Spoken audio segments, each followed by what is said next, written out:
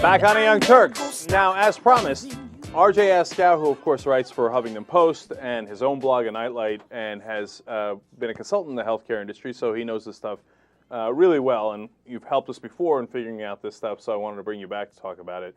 Thanks for coming in studio. Yeah, it's great to be here. All right, so RJ, I want to go through the arguments that people who are in favor of the bill say. Now, you're not totally against the bill, but you're like I am, a little split, but you see the downsides, if I've got that right. I'm definitely leaning against the bill as it currently stands. Okay, so one of the arguments that they say is, look, the cap of what the private insurance companies can make is 10%, because we're going to take 90% and mandate that they spend it on actually giving health care to people. Now, that sounds pretty good. What's wrong with that argument? Well, you know, this is one of the key arguments for the bill, and it's also related to the argument that people make that the health insurance industry's profit margins are actually quite low. But what people don't realize, if they haven't looked at the industry closely, is that when they calculate their profit margins, if they pay 1,000 medical bills for you, and in effect all they're doing is writing 1,000 checks, they will calculate the cost of writing 1,000 checks, which for argument's sake, let's say, is the ink and 1,000 stamps. But they will also calculate the cost of the medical bills being paid themselves. So if those 1,000 medical bills cost $1 million in total, they would say they had expenses of $1 million plus 1,000 stamps.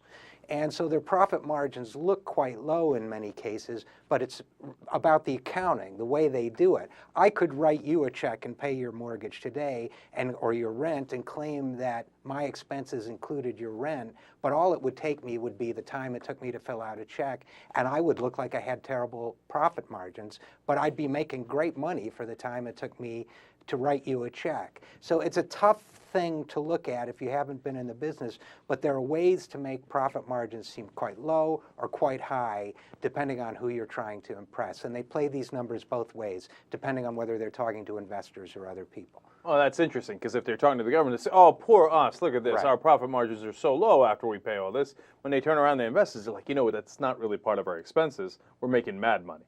Is Right. that's roughly it? Pretty much, yeah. Okay. Yeah. And then there's a small element of that, too, where they continue to make more money. Lost my train of thought on that one. We'll come back to it. But let me move on to the second thing. Oh, no, I think I know what you were driving at. It was one of the issues that I've raised in the past, which is it sounds like a good idea to say that your profits have to be limited to 10 or 15% of all the money you collect. But think about it. If I'm running a business and the only money I can collect and keep as profit is 10 cents on the dollar, what am I going to do to make more profit? I'm going to collect more dollars. Because that way, if I collect $3 instead of $2, I can have 30 cents in profit instead of 20. So it's setting up a perverse incentive, even though I appreciate the intentions behind the bill. It would be better to design it differently, and you could. And if you really want to rock some accounting excitement, we can go into how it could be designed. But essentially, the idea is this, that if you're doing that, they may very well find a way around it. And at the very least, you're not really giving them much of an incentive to control medical costs. You know, I'm really glad I lost my train of thought, because I was not going there. Okay.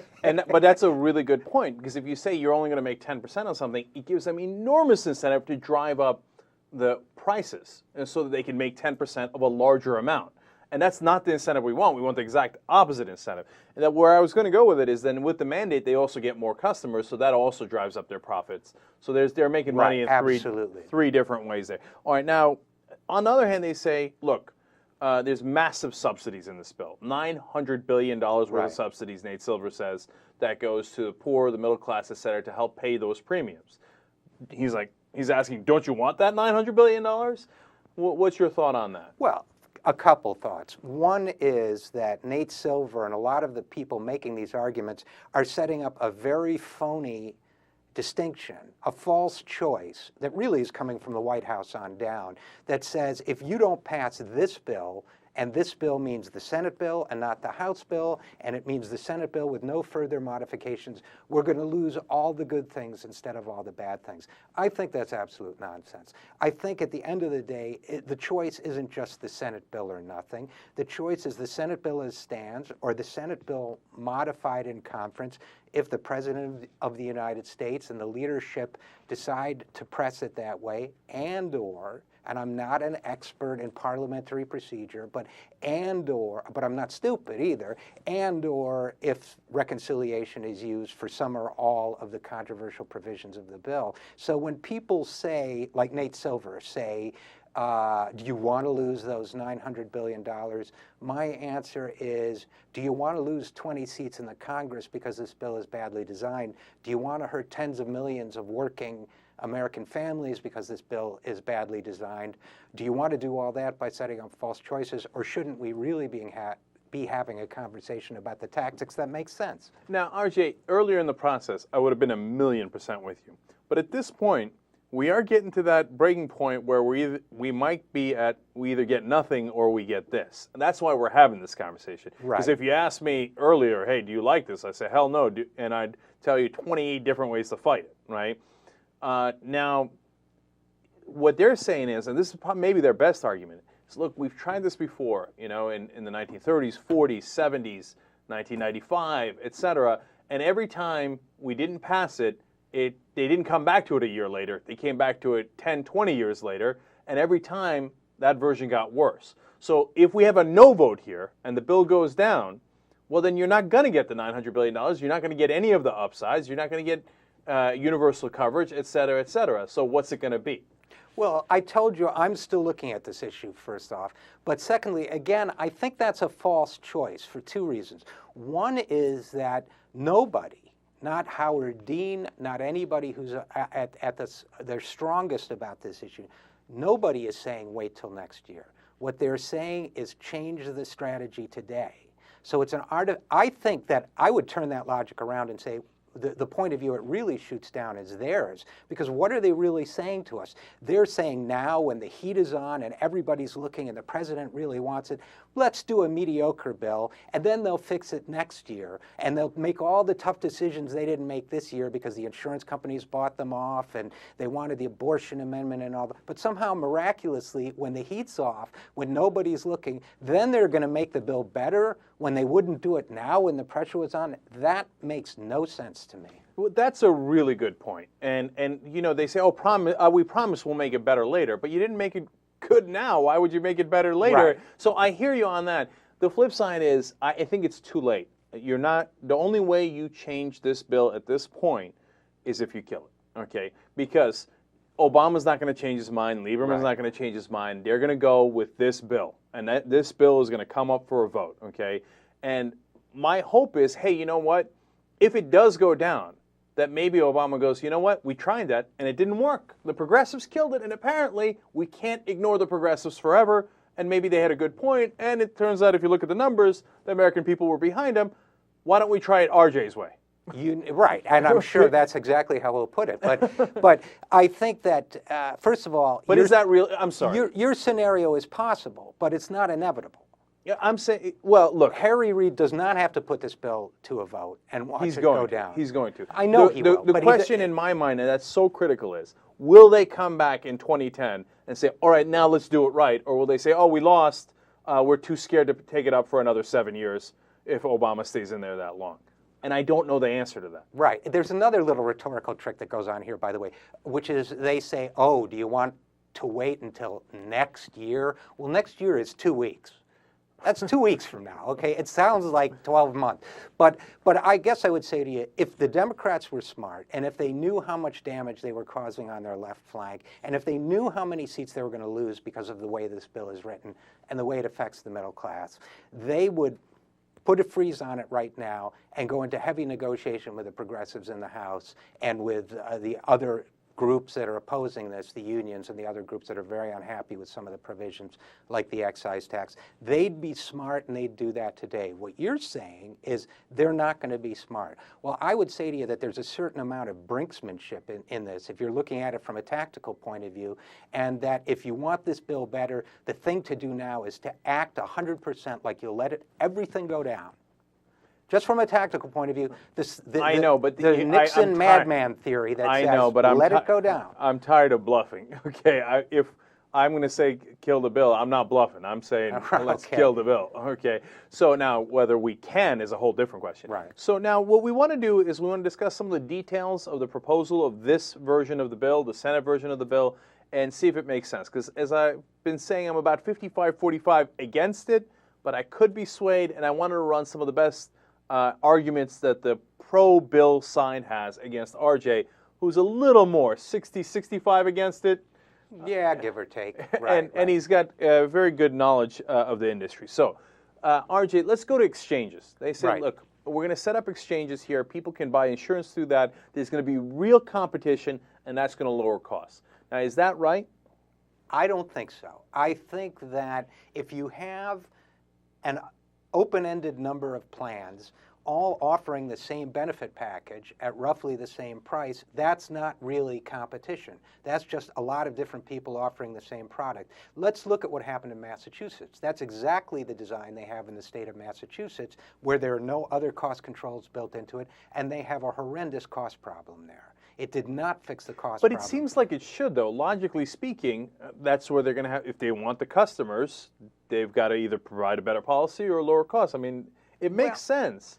Well, it seems to make sense, but it doesn't work in practice, and there are a lot of reasons why that is. But basically, if you're not doing a better job and your competitors aren't doing a better job, then it's just as easy to raise rates. In fact, it's easier to raise rates than it is to actually try to manage these costs effectively. And to be fair to some of these insurers, if you're one of three in a marketplace and the other guys aren't communicating with the doctors and trying to really form a cooperative relationship, there really isn't going to be a lot of expertise on the doctor's side, or a lot of experience for them in working with an insurance plan constructively as opposed to fighting with them. The other problem, which is very much related to this, particularly when we talk about health reform, is that there are many, many markets in this country where there is a basic monopoly situation, where one carrier dominates the market completely. Alabama, Blue Cross of Alabama, 90% of the market. That is not at all unusual. So if you don't have a public option brought into a state like Alabama, you may have an exchange, a couple other plans may get in, but you're fighting enormous market dominance. Real quick, let me go back to Massachusetts for a second. I don't know if you know the specific answer, but why would there be only, as an example, 3 insurance companies vying in Massachusetts? Why isn't it 10? Why isn't it 50? Well, there are more than 3, but I think the answer to that, it's complex. In Massachusetts, you do have to meet some certain requirements in terms of the benefits you offer and that type of thing. But it's not a big market. The other problem I have with the fact that so much of this bill is based on Massachusetts is, let's face it, Massachusetts isn't big. So it isn't a great laboratory for the entire country to take a state of that size, and a state that did not have as bad a problem with the uninsured as we do as a nation, and a state that's much more liberal, and yet is not overly enthusiastic about the plan they've got, and a state where even there they weren't able to control costs. To use that and to try to build on that and say that's going to be the model for the nation is a problem for me. All right, let's go to cost containment number 2. There's a provision in the bill where the Office of Personnel Management can pick insurances, and they already manage federal employees' insurance. Right. Can that contain costs? Well, I think you have to look at the numbers. The Office of Personnel Management plan is currently for federal employees, and people compete for a chance to bid on those employees and those types of things. The details have not been very well explained by this plan, so no one has really explained to my satisfaction why an exchange inside another exchange is such a brilliant idea and is going to give us so much more than just one exchange will give us. Remember, we're not talking about big numbers of people who qualify for these exchanges to begin with, and if you carve it up and say, well, inside the exchange you get another exchange, You're not talking about a lot of negotiating clout there. So I don't get what the logic is. And the other thing about the federal employees plan that OPM manages now is that it's got pretty nice benefit subsidies, and nobody's talking, so employees like it, but nobody's talking about putting the same level of subsidy in this exchange within an exchange. So it could still be pretty expensive. So it could still be expensive. There's nothing in there that's inherently cost sharing. The theory, I guess, is that somehow the mega exchange that is created won't be as good as the OPM. I don't really get it. If the OPM can do a better job, just give it all to the OPM. But the logic is not very well thought out, in my opinion. And one more thing here on another positive for the bill is they say, look, it gets rid of Medicare Advantage, Right. which is a huge boondoggle, Right. and is a way of insurance companies making more on the same services, basically. That's true, right? More or less. I mean, Medicare Advantage, the last I looked, cost about 18% more than regular Medicare. There are some extra benefits that members get, but that make them happy. But overall, I think killing Medicare Advantage is a good idea. But if you want to kill Medicare Advantage, you don't have to do all this other stuff too. You can just kill Medicare Advantage. Right. But they think it's untenable for whatever reason to do it alone. But let's talk about that just a little. We had Medicare without Medicare Advantage for 40 years. You know, a lot of people might not know what Medicare Advantage is. So real quick, tell people what it is. Why would... It's basically like a health plan within Medicare that you can sign up for, where the government subsidizes some of the individual benefits you get, and then you may pay an additional premium also for some of the additional benefits you get. So if you are obviously over 65 and you're in Medicare and you like your plan, but you'd like a little more coverage here or there, and there's a Medicare plan that can do that, a Medicare Advantage plan that can do that for you, you can sign up for it. But a lot of those extra benefits are paid for by the government. That's why it's more expensive. So the government is in effect subsidizing private insurers to pick off people in the Medicare market. And why does it cost 18% more? Primarily because of the added benefits, but there are people who say that there's too much profit built into that. So if Medicare Advantage doesn't cost anything, and I don't know much about Medicare Advantage. Oh, it does cost. So it costs something to the person who's getting it. Right, as I understand it. But it's I'm still not an expert in it, subsidized but- by the government. Right. It's a mix. Right. I see. It costs the Okay. government more, but as I understand it, there are also additional premiums for it. Okay, I got you. So, then let's finally come back to the idea of mandates. Now, you know what? I want to run a clip here because I know someone who was against mandates a little while ago, and he made a very compelling case against them, and now they're in the bill. Let's go to clip number 14 here, and let's see who this young gentleman is who's against mandates. If a mandate was the solution, we could try that to solve homelessness by mandating everybody buy a house. The reason they don't have a house is they don't have the money. And so our focus has been on reducing costs, making it available. I am confident that if people have a chance to buy high-quality health care that is affordable, they will do so, and that's what our plan does, and nobody disputes that. Is that Barack Obama right? Right. When he's... look, if Is he right? Yeah. Well, that Barack Obama, and this, let me put it this way, this Barack Obama has never told us what happened to that Barack Obama. If he had a conversion experience on the road to the White House that suddenly made him feel that he wanted to change his plan, I think it would have done him some good to explain to some of the people who voted for him what that was, instead of just reversing himself on this. Look, there are good policy arguments in favor of a mandate, but my position all along has been, I think a mandate is political suicide unless there are enough subsidies and cost controls to make it affordable for people. That Barack Obama was right when he said that if people can't afford it. I mean, that's basically what he said. I mean, that's why they're not buying it now. So that's the Right. part I don't understand. I did this analogy yesterday on the program. I come in to any room of people and I say, all right, congratulations, you all have BMWs now. I say, oh, that's fantastic. And then I say, all right, now give me the money for it. Right, exactly. Well, okay, but they didn't want the BMW in the first place. That's why they didn't buy it. Right, and that's why I just put up a post really challenging some of the White House's figures on some of their cost containment proposals. Now, they're claiming, from the president on down to his advisors, that we're going to control costs so much that this is going to become affordable. But I do not see that in this bill. That's the weakest part of their argument, because as I read the White House blog on this, as I read the supporters on it, they always say, and plus there is cost containment, but they don't explain it. No. Everything else they explain, but with the cost containment, they just go, and trust us, there's cost containment. If you want 90 seconds on what they claim is cost containment, one is the excise tax, and there are multiple new studies that have come out in the last 2 weeks showing that that will not contain costs. It will just hit health plans that have older workers and sicker workers and more women. But they haven't responded to that, which is what triggered my post today. Another is that there'll be a Medicare commission to look at Medicare reimbursement rates. Well, that's deferring a difficult decision to the future. And though I don't mind that commission. I think the commission is a good idea. I think it's a great idea, but I don't think you can claim that a future commission is going to make on Medicare is going to have, Medicare decisions have a ripple effect through all of healthcare. That's true. But I don't think you can claim that a Medicare commission sometime in the future will suddenly make healthcare so affordable. See, that's their problem. And I talked about this before. I mean, that kicks in maybe at 2014.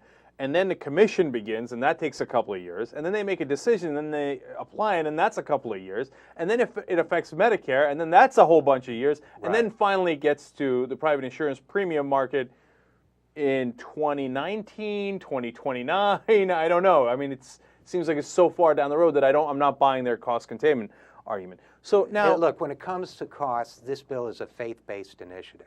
They have faith that someday some of these measures will save costs, but you got to pay today, or as soon as the bill kicks in. That's what you're worried about politically. It's suicide. I'm telling you. I've published a couple studies that have been done recently just on this tax alone and how it affects Democrats and others who might vote for it in the 10 frontline states, and the figures are devastating. The pollster that I talked to who did the study said he had never seen figures this strong.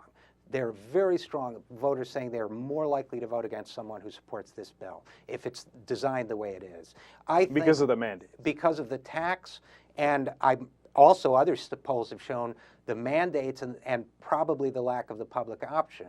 In other words, 3 features of the bill as it's currently written, and particularly when they all work together, the way they all combine together, are going to be politically devastating for Democrats. All right, finally, real quick, let me do my proposal here, right. And then I want to get your thoughts on it.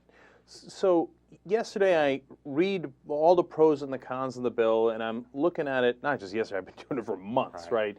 But now this is crunch time, and everybody's basically laying out their final arguments on both sides, right?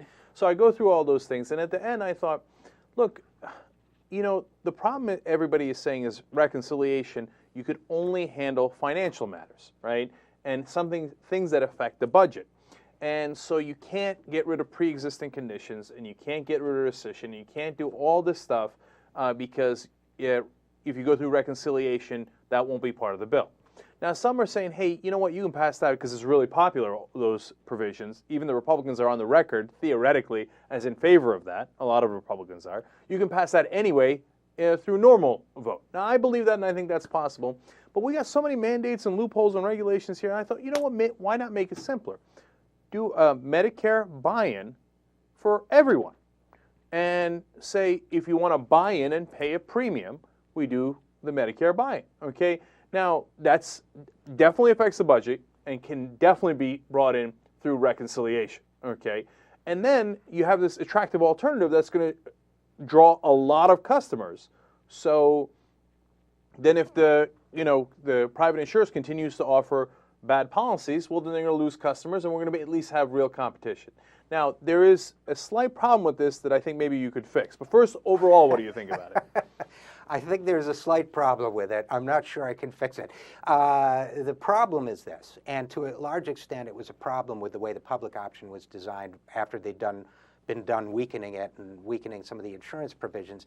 Basically, what you would wind up with, I'm all for a Medicare buy-in for everybody, but what you would wind up under your idea is basically a Medicare plan that's a dumping ground for anyone that's likely to be more expensive or a bad risk for the private plans, and they will use those rules, like rescission and some of the other rules, they'll design them and target them, I've seen them do it, to drive those people out and to drive those people into Medicare. So what you'll have is such an expensive and costly group of people in Medicare that those premiums will go up so high that nobody will be able to afford it. But there's a fix. I can fix it, which is then what you do is you do the jank plan, but you add to it the same rules we were talking about, no pre-existing conditions for insurance companies, no rescission, and you push those through reconciliation, because at that point, those would also affect the federal budget, because without them, this new open Medicare plan would have a very terrible financial future. So and it it would ties affect together, the budget. and it would therefore affect the budget. Right. Exactly. You know, but here's the part I'm not convinced about, and I ran this, actually, believe it or not, by some people on Capitol Hill, and they said the problem is the same exact thing that you mentioned, premiums get so high, right? But I think a lot of people like me and a lot of the people that I know that work here, et cetera, they would think, hey, you know what? I love the idea of knowing I'm definitely covered. Right. Right? And even if it's a little higher premium, I'm willing to pay that higher premium if I don't have to worry about these insurance guys screwing me when I actually get sick, right? So I think it would get a lot more customers than people think it would. And then that would drive the premiums down. Well, I agree with that. I think our plan would also control for that, our joint plan. And I think the third piece of it is that if private insurers really have to compete with a robust public alternative, in this example, Medicare, they're going to be less likely to pull these dirty tricks if it means that people are going to flock away from their products. So they're more likely to offer a decent product at an affordable price, which was the logic all along behind competition, the logic that candidate Obama so eloquently explained during the campaign last year.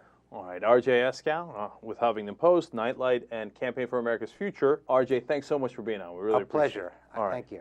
We'll be right back.